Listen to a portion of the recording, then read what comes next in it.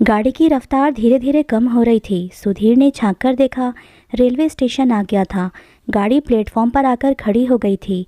प्रथम श्रेणी का कूपा था, इसलिए यात्रियों को चढ़ने उतरने की जल्दी नहीं हो रही थी।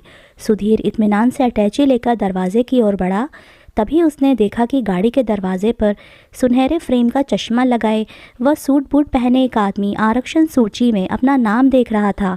उस आदमी को अपना नाम दिखाई दिया तो उसने पीछे खड़े कुली से सामान अंदर रखने को कहा। सुधीर को उसकी आकृति कुछ पहचानी सी लगी, पर चेहरा तिरछा था इसलिए दिखाई नहीं दिया। जब उसने मुंह घुमाया तो दोनों की नजरें मिली। कुछ क्षण में ही दोनों दोस्त गले लग गए। सुधीर के कॉलेज के दिनों का साथी विनय था। दोनों एक ही छात्रावास में कई साल से रह रहे थे। सुधीर ने पूछा, आजकल कहाँ हो, क्या कर रहे हो? विनय बोला, यहीं दिल्ली में अपनी फैक्ट्री है। तुम कहाँ हो? सरकारी नौकरी में उच्च अधिकारी हूँ, दौरे पर बाहर गया था। मैं भी यहीं दिल्ली में ही हूँ। वे बातें कर ही रहे थे कि गाड़ी की सीटी ने व्यवधान डाला। एक गाड़ी से उतर रहा था, दूसरा चढ़ रहा था। दोनों ने अपने अपने विजिटिंग कार्ड निकालकर एक दूसरे को दे दिए। सुधीर गाड़ी से उतर गया। दोनों मित्र एक दूसरे की ओर देखते हुए हाथ हिलाते रहे। जब गाड़ी आंखों से ओझल हो गई तो सुधीर के पांव घर की ओर बढ़ने लगे। टैक्सी चल रही थी, पर सुधीर का मन विनय में रमा था। विनय और वह छात्रावास के एक ही कमरे में रहते थे। विनय का मन खेल कूद में ही लगा रहता था, जबकि सुधीर की आकांक्षा थी कि किसी प्रतियोगिता को चुना जाए और उच्च अधिकारी बने। इसलिए हर समय पढ़ता रहता था। जब तब विनय उसे टोकता था, क्यों किताबी कीड़ा बना रहता है, जिंदगी में और भी चीजें हैं, उनकी ओर भी देख। मेरे कुछ सपने हैं कि उच्च अफसर बनूं, कार हो, बंगला हो, इसलिए मेरी माँ मेरे सपनों को पूरा करने के लिए जेवर बेचकर मेरी फीस भर रही हैं। उसकी सब तमन्नाएं पूरी हो गई थीं, पर विनय से मिलने के बाद उसे ताज्जुब हो रहा था कि वह भी उसी की तरह गरीब परिवार से था। उसका यह काया पलट कैसे हो गया? एक फैक्ट्री का मालिक कैसे बन गया? इसी उधेड़-बुन में वह घर पहुंचा। नौकर रामू ने कार का दरवाज़ा खोला। घर के अंदर मेज़ पर माँ की बीमारी का तार पड़ा था।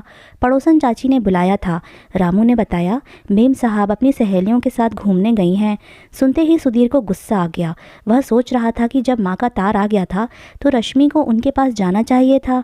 वह उल्टे पांव बस अड्डे की ओर चल दिया। वह रह रहकर रश्मि पर खींच रहा था कि उसे माँ की बीमारी की ज़रा भी परवाह नहीं है। माँ बेटे को देखकर प्रसन्न हो उठी। पड़ोसन चाची ने बताया कि तेरी माँ को तेज़ बुखार था, हम तो घबरा गए थे, इसलिए तुझे तार दे दिया। रश्मि को क्यों नहीं लाया? वह अपनी माँ के पास गई है, घर होती तो अवश्य आती। सुधीर जानता था कि गांव के माहौल में माँ के साथ रहना रश्मि को गवारा नहीं है। माँ भी उसकी आदत जानती थी, इसलिए उन्होंने अधिक कुछ कहा नहीं। दूसरे दिन सुधीर लौट आया था। रश्मि ने माँ की बीमारी के बारे में ज़्यादा पूछताछ नहीं की थी। अगले सुबह भी वह अभी दफ्तर पहुंचा ही था कि रश्मि का फ़ोन आ गया।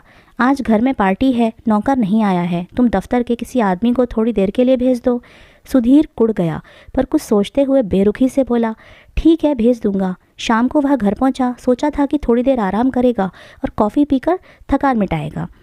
वह रश्मि के पास पहुंचा। वह लेटी हुई पुस्तक पढ़ रही थी। सुधीर को देखकर बोली, आज मैं तो बहुत थक गई हूँ, नौकर भी नहीं आया, अब तो उठा भी नहीं जा रहा है, पर किटी पार्टी बहुत अच्छी रही। रमी में भी बार बार हारती ही रही, लेकिन थोड़ा जी खट्टा हो गया। आज तो रात का खाना बाहर ही खाना पड़ेगा। रश्मि की बातें सुनकर सुधीर को कॉफ़ी पीने की इच्छा मर गई। वह पलंग पर लेट गया और सोचने लगा, रश्मि का समय या तो घूमने फिरने में व्यतीत होता है या सखियों के साथ ताश खेलने में। घर के कामों में तो उसका मन ही नहीं लगता है, इसलिए मोटी और भद्दी होती जा रही है। जब कभी मैं राय देता हूँ कि घर के कामों में मन नहीं लगता है तो मत करो, लेकिन घूमने या रमी खेलने के बजाय कुछ रचनात्मक कार्य करो तो चिढ़ उठती है। सोचते सोचते सुधीर सो गया। 9 बजे रश्मि ने जगाया। चलिए किसी होटल में खाना खाने चलते हैं। ना चाहते हुए भी सुधीर को उसके साथ जाना पड़ा। सुबह सुधीर दफ्तर जाने लगा तो रश्मि बोल उठी, दफ्तर पहुंचकर ड्राइवर से कहिएगा कि कार घर ले आए, कुछ खरीदारी करनी है। कल ही तो इतना सारा सामान खरीद कर लाई हो, आज फिर कौन सी ऐसी ज़रूरत पड़ गई? अपने दोनों बच्चे मसूरी में पढ़ रहे हैं, उनका खर्चा भी है। इस तरह तो तनख्वाह में गुजारा होना मुश्किल है। ऊपरी आमदनी भी कम है। लोग पैसा देते हैं तो 10 काम भी निकालते हैं। सुनते ही रश्मि के माथे पर बल पड़ गए। बड़े भैया भी इसी पद पर हैं, लेकिन उनकी सुबह तो तोहफों से शुरू होती है और रात में नोट गिनते हुए व्यतीत होती है। वह तो कभी टोका टोकी नहीं करते। आजकल ज़माना खराब है, बहुत सोच समझकर कदम बढ़ाना पड़ता है। अगर कहीं छानबीन हो गई तो सारी इज्जत खाक में मिल जाएगी। सुधीर बोला। रश्मि रुआंसी हो गई। कार क्या मांगी, 50 बातें सुननी पड़ी। सुधीर रश्मि के आंसू नहीं देख सकता था। माफ़ी मांगकर उसके आंसू पोंछने के लिए रुमाल निकाला तो जेब से कार्ड गिर पड़ा। कार्ड देखकर विनय का ध्यान आ गया। मेरे कॉलेज के दिनों का मित्र इसी शहर में रह रहा है, मुझे पता ही नहीं चला। अब किसी दिन उसके घर चलेंगे। रश्मि को गाड़ी भेजने का वादा करके ही वह दफ्तर जा पाया। दफ्तर से विनय को फ़ोन किया। दूसरे दिन छुट्टी थी। विनय ने दोनों को खाने पर आने का न्योता दे दिया। दूसरे दिन सुधीर और रश्मि गाड़ी से विनय के घर की ओर चल पड़े। आलीशान कोठी के गेट पर दरबान पहरा दे रहा था। पोर्टिको में विदेशी गाड़ी खड़ी थी। लॉन में बैठा विनय उनका इंतजार कर रहा था। उसने मित्र को गले लगा लिया, फिर रश्मि को नमस्ते कहकर उन्हें बैठक में ले गया। सुधीर ने देखा कि बैठक विदेशी और कीमती सामानों से सजी हुई है। सभी सोफे पर बैठ गए। नौकर ठंडा पानी लेकर आया। रश्मि ने इधर उधर देखकर पूछा, भाभी जी दिखाई नहीं दे रही हैं?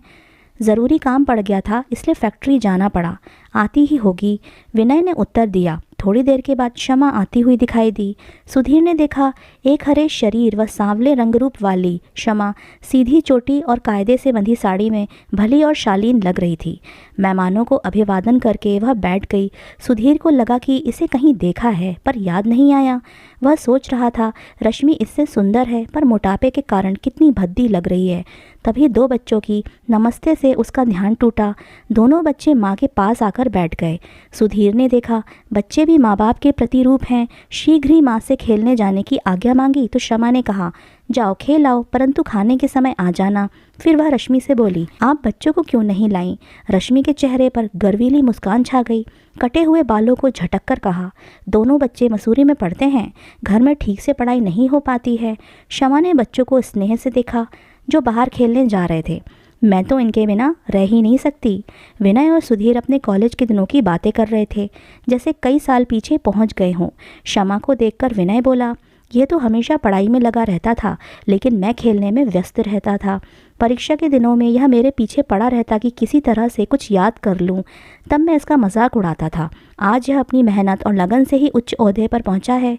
सुधीर ने हंसते हुए कहा, भाभी जी, झगड़ा यह करता था, निपटाने मैं पहुंचता था। दोनों दोस्त बातों में मगन थे कि फ़ोन की घंटी बजी। विनय कुछ देर बात करने के बाद पत्नी से बोला, बाहर से कुछ लोग आए हैं, वे व्यापार के सिलसिले में हमसे बात करना चाहते हैं। तुम्हारे पास कब समय है? वही समय उन्हें बता दूं? जरूरी मीटिंग है, हम दोनों को जाना होगा। शमा ने घड़ी देखकर कहा, कल की मीटिंग रख लीजिए, मैं फैक्ट्री पहुंच जाऊंगी। देखने में साधारण व घरेलू लगने वाली महिला क्या मीटिंग में बोल पाएगी? कैसे व्यापार संबंधी बात करती होगी? सुधीर शमा को ताज्जुब से देख रहा था। उसकी शंका का समाधान विनय ने किया। शमा बहुत होशियार है, कुशाग्र बुद्धि और मेहनती है। इन्हीं की असाधारण प्रतिभा और मेहनत के कारण ही छोटी सी दुकान से शुरू करके आज हम फैक्ट्री के मालिक बन गए हैं। शमा ने बातों का रुख बदलते हुए कहा, चलिए खाना लग गया है। सभी भोजन कक्ष में आ गए तो शमा ने बच्चों को भी बुला लिया। खाने की मेज़ पर कुछ भारतीय तो कुछ विदेशी व्यंजन दिखाई दे रहे थे। रश्मि ने कहा, आपको तो घर का काम देखने की फुर्सत ही नहीं मिलती होगी, क्योंकि फैक्ट्री में जो व्यस्त रहती हैं। विनय ने पत्नी की ओर प्रशंसा भरी नज़रों से देखते हुए कहा, यही तो इनकी खूबी है, खाना अपने तरीके से बनवाती हैं। जिस दिन ये रसोई में नहीं जाती तो बच्चों का और मेरा पेट ही नहीं भरता। बच्चे खाना खाकर अपने कमरे में जा चुके थे। उनके हंसने बोलने की आवाज़ें आ रही थीं। सारा माहौल अत्यंत खुशनुमा प्रतीत हो रहा था, जबकि सुधीर को अपना सूना घर कभी कभी अखर जाता था। वह तो चाहता था कि बच्चे घर पर ही पढ़ें, पर इससे रश्मि की आज़ादी में खलल पड़ता था। दूसरे जिस तरह का जीवन रश्मि जी रही थी, उस माहौल में बच्चे पढ़ ही नहीं सकते थे, इसलिए उन्हें मसूरी भेज दिया था। जाड़ों की धूप का अलग ही आनंद होता है। खाना खाकर सभी धूप में बैठकर गपशप करने लगे। गर्मा गर्म कॉफ़ी भी आ गई। विनय ने पूछा, माँ कैसी हैं?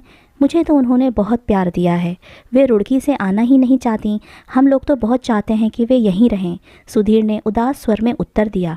विनय ने बताया, शमा का मायका भी रुड़की में ही है। इस तरह तो तू उसका भाई हुआ और मेरा साला भी बन गया। दोस्त और साला यानी पक्का रिश्ता हो गया। विनय हंसा तो साथ में सब भी हंस दिए। अब सुधीर को सारी कहानी समझ में आ गई थी कि शमा को कहाँ और कब देखा था। उसकी पढ़ाई समाप्त हो चुकी थी, मन माफिक नौकरी मिल चुकी थी, दिलो दिमाग पर अफसरी की शान छाई थी। शादी के लिए हर तरह के रिश्ते आ रहे थे, लेकिन उसके दिमाग में ऐसी लड़की की तस्वीर बन गई थी जो जिंदगी की गाड़ी तेजी से दौड़ा सके, जिसकी रफ्तार धीमी ना हो। माँ ने शमा की फ़ोटो दिखाई। एक दिन वह उसको देखने उसके घर जा पहुंचा था। साधारण वेशभूषा में दुबली पतली सांवले रंग रूप वाली शमा ने आकर नमस्ते किया था।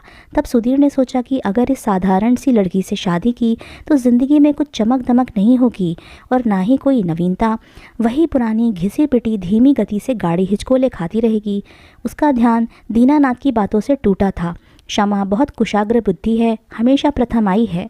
खाना तो बहुत ही अच्छा बनाती है, ये गुलाब जामुन इसी के बनाए हुए हैं। सुधीर ये कहकर लौट आया था कि माँ से सलाह करके जवाब देगा। रश्मि सुधीर के एक मित्र की बहन थी। जब वह आधुनिक पोशाक में उसके सामने आई तो सौंदर्य के साथ साथ उसकी शोखी और चपलता भी सुधीर को भा गई। उसने सोचा, यही लड़की मेरे लिए ठीक रहेगी।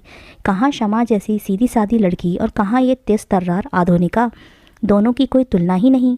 सुधीर ने माँ को फैसला सुना दिया और रश्मि उसकी सहचरी बन गई। अब उसे लग रहा था कि वास्तव में शमा की रफ्तार ही तेज़ है। रश्मि तो फिसड्डी और घिसी पिटी निकली, जिसमें ना कुछ करने की उमंग है और ना ही लगन। तो दोस्तों, कैसी लगी आपको ये कहानी हमें कमेंट करके ज़रूर बताइएगा और इसी तरह की अच्छी अच्छी कहानियाँ सुनने के लिए मेरे चैनल को सब्सक्राइब और शेयर भी ज़रूर कीजिए।